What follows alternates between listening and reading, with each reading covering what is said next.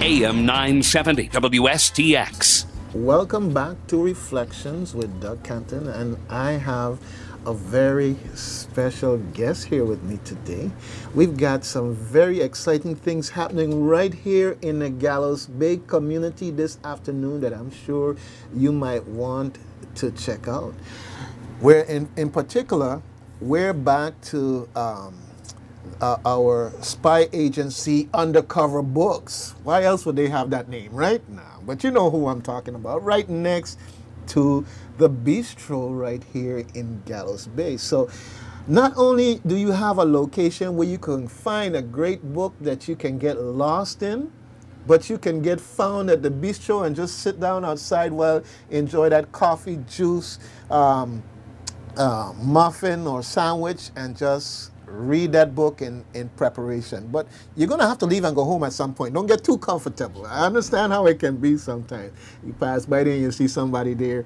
Pass by 2 hours later, they're right there and they're still reading. But that's the joy of reading. So today we have with us the talented and versatile, okay, and I put great emphasis on that, and I'll let her talk about it. You'll get the same impression also. Opal Palmer Adisa, and she has a very special book in the range of her offerings, but this one is particular special to my heart because I'm going to save that one. First of all, good morning. Good morning, and thanks for having me, Doug. All right, fantastic. I'm so glad we were able to get together on this. All right. So, you know, I hear you have a book signing today.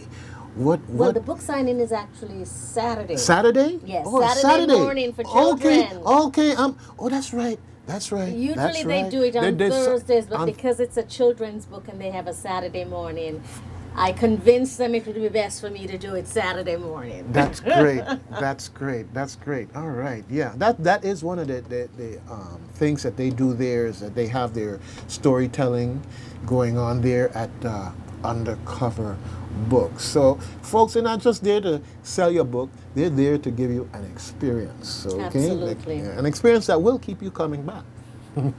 All right. So it's on Saturday. And this book is special to me, and I won't tell you why right now, but I would like you to just tell us a little bit about the gestation process, the inspiration, and the final Well, result. this book is special to me, too. It's entitled, Look, a Moko Jumbie, and it was written specifically for children of the Virgin Islands, because the Moko Jumbie is a cultural icon. And I know that some young children are a little scared of it, but it's a fascination to see these Moko Jumbies all over at the ag fair, at carnivals, at street fairs. And I didn't see reflected in the schools whenever I go enough books that reflect the children, and I felt that was really important. So I had the wonderful opportunity to know Willa John, who has been the cultural guardian, director of the Cultural Guardian, and I interviewed him, and in fact there was a long interview I did that was published last year in a journal, Moko. And then I went and I observed him when he was teaching young boys primarily to work on stilt, because I wanted to get a good sense of the entire process of Moko Jumbie, not just what we see, but what's behind the scene and the development, but more importantly, the philosophy. What is the philosophy? And so having gotten that kind of field research and then doing research of my own in terms of stilt walkers, stilt dancers from West Africa who people the Caribbean. You see them in Trinidad, you see them in the Bahamas. They used to be in Jamaica. I haven't seen any in Jamaica lately, but they're there. And they were a very formidable group in Trinidad at the end of emancipation and during a similar kind of fire burn that happened here, that the stilt walkers and the bambula dancers were very instrumental in that. So I wanted to write a story that was set in St. Croix for St. Croix children from the eyes of a child, because oftentimes we get stories with this omniscient narrator. I wanted the child to be the narrator and who sees and experiences what a Moko Jumbie is. So look, a Moko Jumbie. And of course, what he sees is the Moko Jumbie at his window at night. And that leads him to go and investigate more and to learn who and what are Moko Jumbies, you know, and how do they function in this society and in this culture. All right. You know, you're talking about it, and I'm just imagining for those folks who get the book, and somehow or the other we could get together and get a big screen TV, and each page be a slide, and you do a storytelling using the book. All That's right? a great idea. We should work on that. I'm just seeing it. It's just happening. Okay, Yes. and I'll share with you that last year, August, I had the opportunity to go to Denmark with Doc Peterson, and they had a representation from the Guardians of Culture, Moko Jumbies, there with us. Okay, and I took my son with me.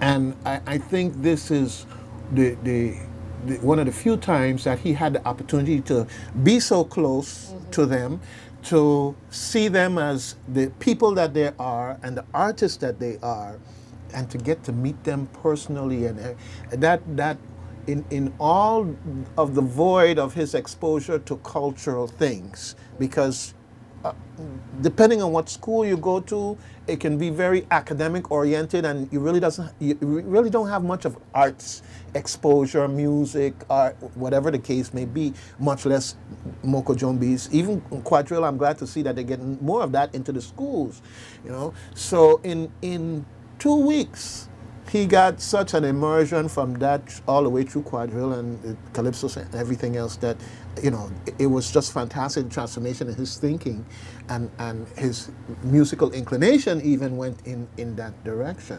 So I'm happy to see when someone does a book like this from the perspective of reaching that fertile mind of a child. Yeah. Yes.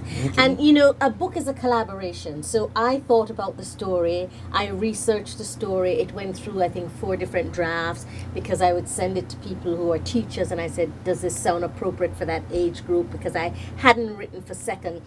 I've read this book now in a few schools, and I've read it for kindergarten through 3rd graders, and it's appropriate for kindergarten through 3rd graders. It's really aimed for 2nd and 3rd graders. And so I wanted to make sure I had the language and the diction that was appropriate for that age group. And so each draft I would share it with teachers and share it with a group of students.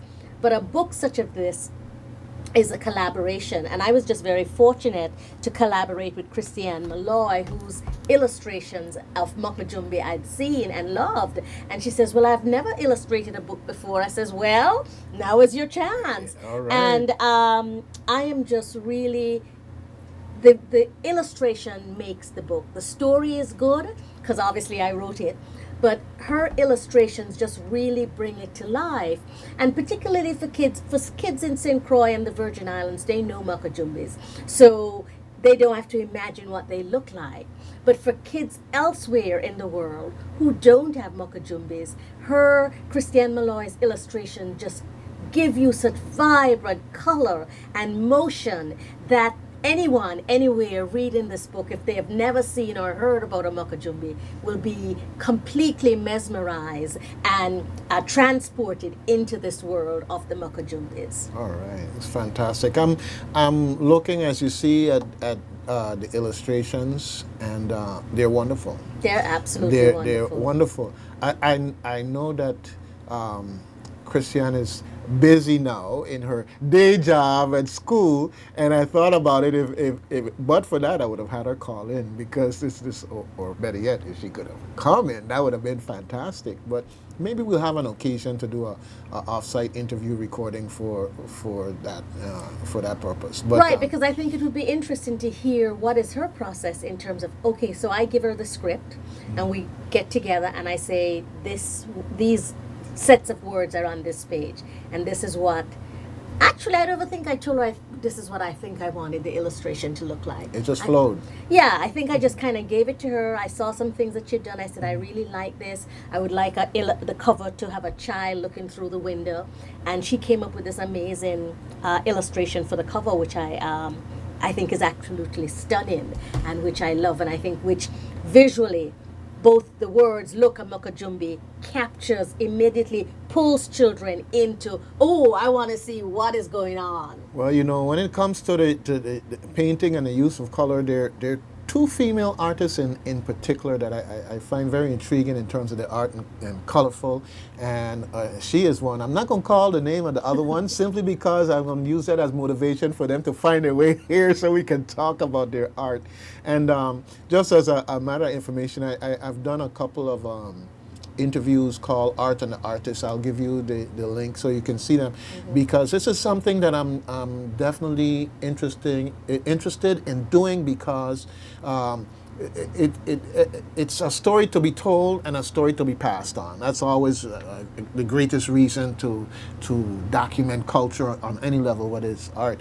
And I just love your approach in that you're taking it to the child and speaking their language. Right. All right. Right. And if I might, I think I just want to, so that I don't want to give it away, because I do want to invite and encourage parents to come out Saturday morning at 11 with their children to hear me read and talk about the story.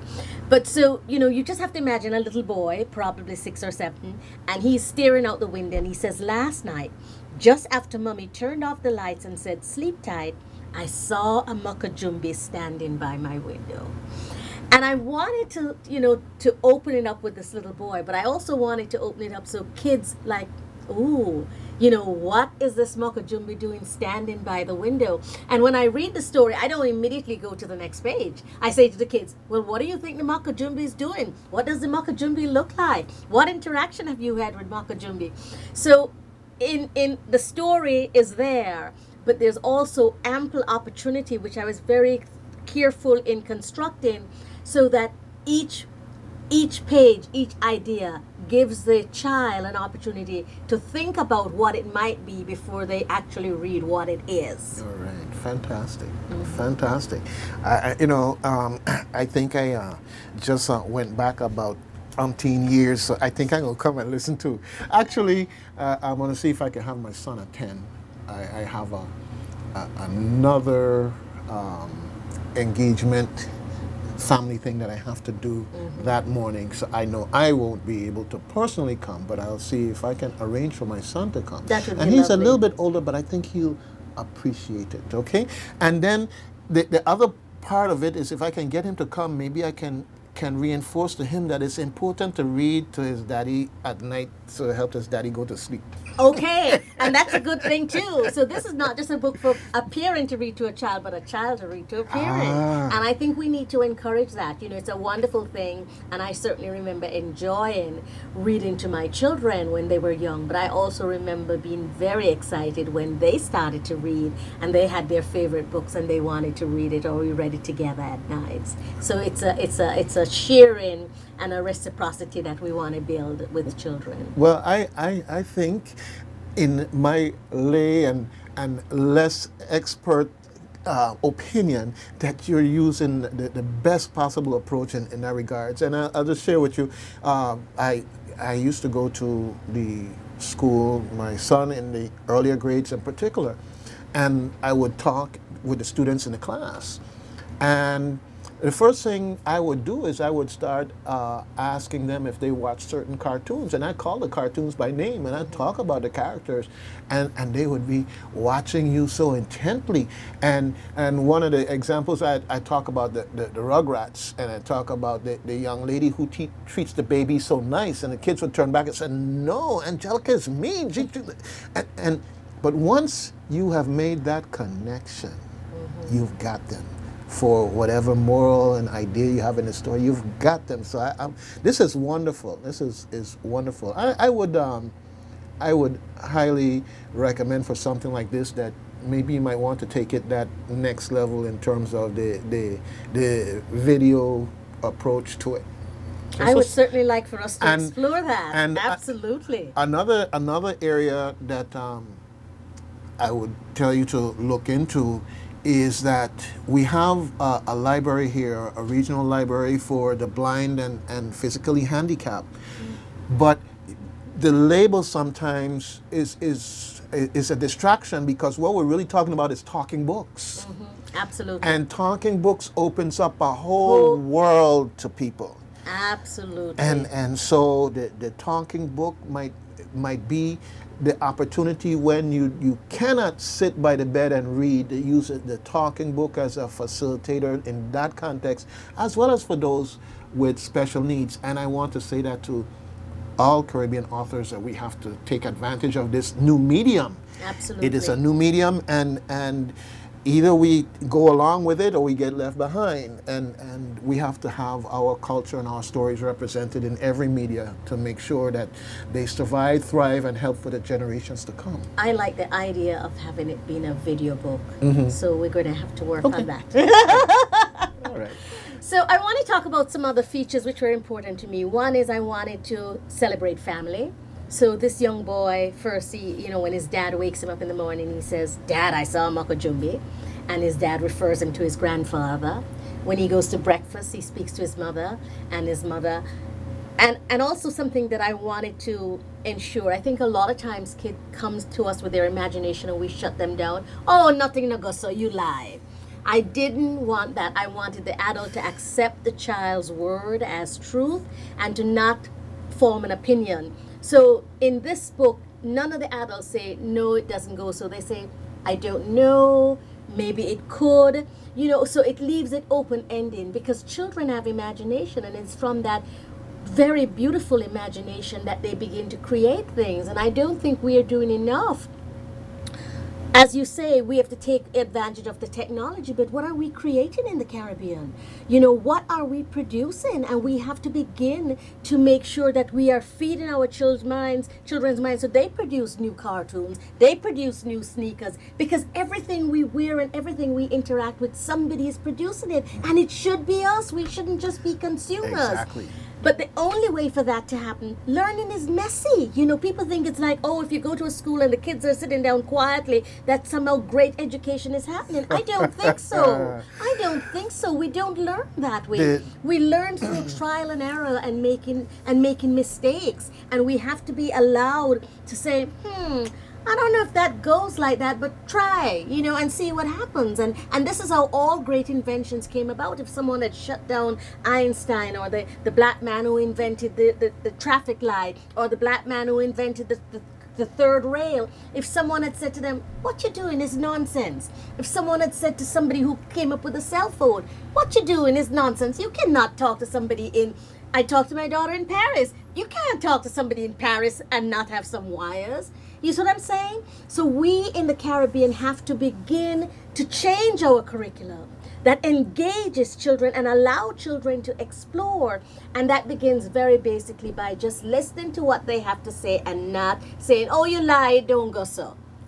Well, whether it's the stories, another example, everybody's got a iPhone or Android, or a iPad, or whatever the case may be, and of course our children are all mesmerized in it. And the next step I think we need to take, you see, the same way Home Depot has those workshops, the same way we need to have app building workshops for those younger kids, because I want you to know that you can't only play with it, you can also create an app, of course. And that's what I'm talking about. But in all areas, I don't think our children are thinking, somebody designed the sneaker that my parents are buying, or the clothes, or the plate I eat out of, or, everything. And I want us in the Caribbean to begin to think of ourselves as being designers of the future for every aspect of our lives. Every aspect. And it begins through reading, I believe that, But by allowing our children to explore and not shutting them down by saying, it don't go so, is lie, you're making it up. Because we have to make up everything. Everything that is now, someone made it up. Yeah. Well, I was having a conversation last night because we were doing some homework. And we're having a conversation, and I was asking them why it's important. They said, well, yes, so I can grow up and be able to support myself and make money and get a job. And I said to him, I said, maybe not get a job. Maybe you can make the job. Maybe you can own the business and you can make a job for other people. Because I want to plant that idea in his mind. And what we're saying here is that as a community, we have to get more normally and naturally doing that. Right. Absolutely. Suggesting it so they can even have it as a thing to think about, as an option for them. Because we've went through legacy generations of thinking about getting a job. Right. And That's passe. That's passe. I told my children, and none of my 3 children, all of whom are successful, have a job, because I said to them, a job will never satisfy you or allow you to do everything you need to do. You need to create opportunities for yourselves. And that's what my children are doing. They're creating opportunities for themselves. And that's the kind of mentality we need to nurture and develop in the Caribbean. Right. So to go on, continue with that point.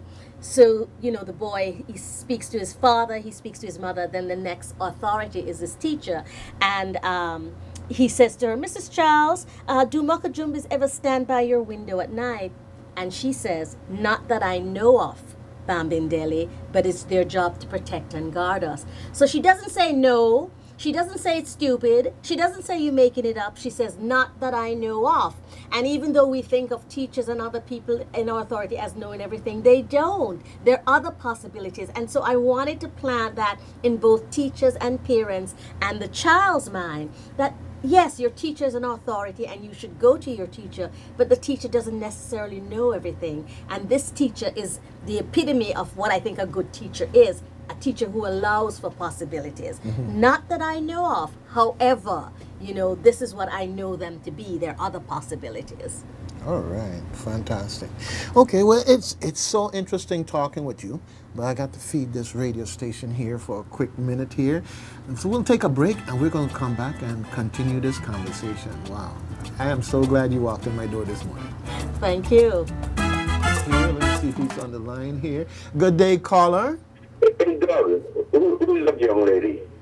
Oh, I'll let her introduce herself. Hi, I'm Opal Palmer Adisa, and I'm the author of Moko Jumbie, a children's book, an illustrated children's book for children, kindergarten through 3rd grade. But, sir, I think she's being far too modest. You do a lot of things in this community. Would you please share with the gentleman in the audience some of your other talents that you share with us in the community? Well, I also curate an art show every year, and in fact, I'm curating a centennial visual art show at the Fort Frederick, which will open in another 2 weeks. So visual artists from high school through emerging as well as established artists can submit their work. I also yearly do a play on some social issue. Last year I did a play, The Cock Crows Our Secret, which was on child abuse, and this year I'm doing a play to celebrate the centennial about seniors, which is called Old But Still Dancing, and one of the characters is celebrating her 100 years old, and so I do theater, and I write not just children's book but also adult books, and I'm a photographer and a curator. And don't leave out a poet too. Yes, and a poet. All right. Yeah, thank you. Thank you. So if you have children or grandchildren or whatever, please bring them out tomorrow at Undercover's Bookstore. I'll be there. Saturday. Thank you. Saturday. Okay, I'll be there. Signing books? Yes, I'll be signing books and selling books. Okay, thank you. Thank you. Fantastic, and thank you for calling. Right, thank you. All right, have a great day. Okay, you had another question, or? Okay, no, he's gone. Okay, yes. Fantastic. All right, so let's revisit some of those other things that you were talking about. First Absolutely. of all, folks, it's a revelation for me also, because when I see you, I think theater. That's how limited my mind was. And some people, when they see me, they just think, oh, art. Okay. It depends on what world you mostly see me in. You see me in the theater world mostly, but some people, they just see me as a photographer, as a curator. So I'm doing this show for the Centennial at Fort Frederick, and it's called the Centennial Show, My View. And so what I've asked artists to do in any medium, whether you're a photographer, a painter, a sculptor, a multimedia collage, is to reflect their ideas of what the centennial mean to them in a piece of work. And so the show is going to be opening on May 2nd, and it's going to go until June 15 at the Fort Frederick Museum Fort, and it will be open Monday through Fridays from 9 to 3:30, and it's free. You just redeemed yourself with me. You don't even know it.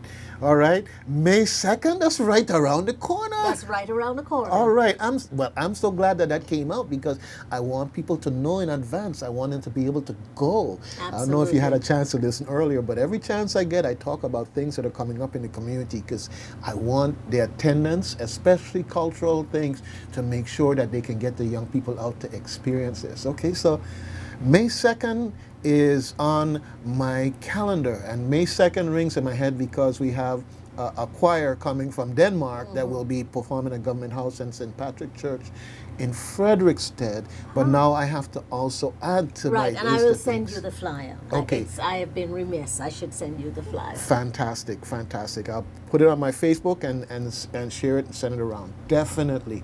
Wow. St. Croix has got so much great stuff going on. Yes, St. Croix a lot has of got talent. so many great people among us that for us it's just ordinary people. And I say that all of the things that you do, you carry your talent and influence very modestly, so that it's just another person that someone can get to know and have a down-to-earth conversation with, and share, exchange, learn, and grow in the process. Absolutely. You know, and a lot of our culture bearers that I have come across are, I won't even say camera shy. They're camera averse. And I'm trying to explain to them, but if you don't let me take your picture, if you don't let me videotape you, how are we going to pass it on after you're gone? It's really important that we document.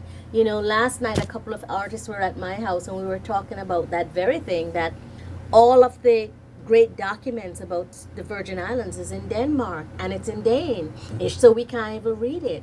And we have to really start and make sure that we document our history so that it reflects us, and not somebody looking in, not understanding it, and then writing about it, but that we are writing about it and reflecting it, and to document it in multiple forms, in book form, in video forms, in all of those ways. Yes, and that requires a mindset change here from the Virgin Islands end, because I'm going to tell you, it may be in Denmark, but we have been too content to complain that it's there and less proactive about doing something, because to bring it back. I agree. Exactly, because you know, we've had these workshops lately since they put a lot of the stuff online. We've had these workshops lately about how to be able to decipher these documents, but that has been, from what I perceive, more an outreach from Denmark to bring it here, and less of a partnership of us with Denmark to make sure that the skill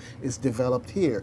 And so we have to change our mindset a little bit in that regard. Absolutely. Yeah, Absolutely. that's why I talk about crossing the negative bridge.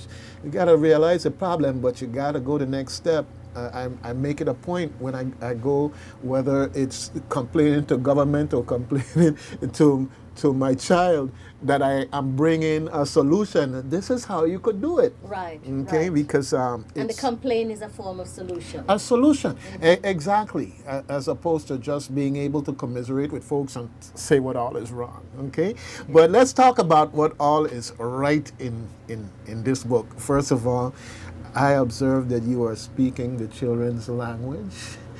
You are engaging their senses through the art of Krista Ann Davis Malloy and her colorful representation of the Moko Jumbies and their interaction in the community. So we're 2 for 2 so far, okay?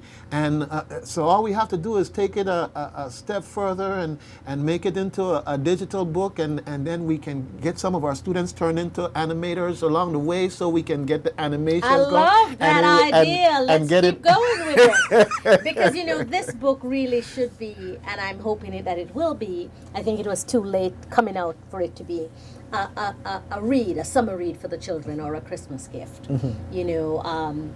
When I was writing down, I hadn't thought about that, but afterwards someone says, they do the summer read, and this should be a summer read. So I just want kids to read it. I just want kids to read it. I want it to be purchased and put in the libraries, in the schools, as well as in the public libraries, so that Virgin Island children can celebrate themselves and celebrate their culture and understand. Because what happens, you see, when a child sees other cultures represented in book form that they're made to read, that becomes important. They need to see themselves represented, so that they know that it is important, and therefore the preservation that many of us are trying to happen will happen naturally, because they'll say, oh, my life and my cultures in a book means I am important. I am real. Somebody needs to read about me. I need to preserve this. They need to get the message from early. Yes. So that it becomes an ingrained part of them. And from time to time, I have this little workshops. It started out with a group of myself and 2 other fathers that have baby girls, not so much baby girls anymore, but and we would do various things in the community culturally, or visit various things or whatever, and expose them. And so we have these little workshops where they learn to make the old style brooms and all kinds of stuff. And they've gotten older, but another set of children kind of came in the wake, and we taught them how to make the milk cans. You put holes in it and you put a string in it. Oh, yes, we used to play with. Well, we're talking our age. right. But they were intrigued. And that was an invention. That's right. We didn't have toys or access to toys, and we created toys that somebody could now manufacture, but you know and what? mass produce. They took those things, they took them home, and they got them hanging on their wall because they made it. And they're so intrigued that their parents or grandparents, or whoever used to use these things as toys, they made it. Right. And the next step now is how does that become a product that gets sold to the world? Yeah, and it's that is kind of part of the natural progression, not the end. And see, that's where we have gotten lost, where things are going to China to be made, because the end is how can we make the most money off of it? No, how can we make it part of a sustaining flow of money through our community that also nurtures the creativity, the entrepreneurship, all of those things that are involved in making the difference. And that's how we have to think, and not get caught up in this, what I call, to me is a kind of a, when you let in the water out the sink, you see that whirlpool going and eventually pulls everything in. And we have to make a conscious decision that the almighty dollar making a profit cannot become an end of itself and leave behind the authenticity of culture and the preservation of culture and the value of culture. Absolutely. Absolutely. All right.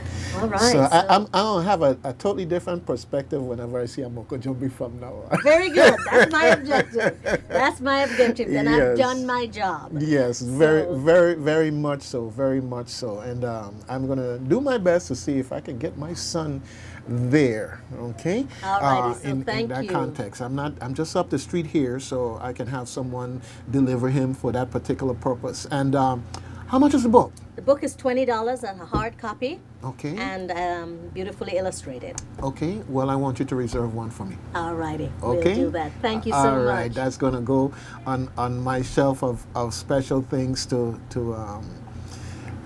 be able to pass down okay, or pass up. Since you don't go up to the States, pass it up. Absolutely. I have a nephew up there that is roughly my son's age, and he hasn't been down here yet, and I'm looking forward to that. And that's going to be an adventure in and of itself. And one of the things along the way going to be the Moko Jumbies. All right, well, I take liberty and say, Opal, it's been my pleasure Thank having you here, and so I'm looking forward to the next book that talks to the kid in me. Right. And the next book is actually coming. I'm working on it now, and Christiane is illustrating it, and it's about dance, quadrille, and play Quelby. All right. So okay, it so will be available the end of this year. the child in me is patiently and as well as anxiously waiting the next one. And so thank you for sharing this one with us.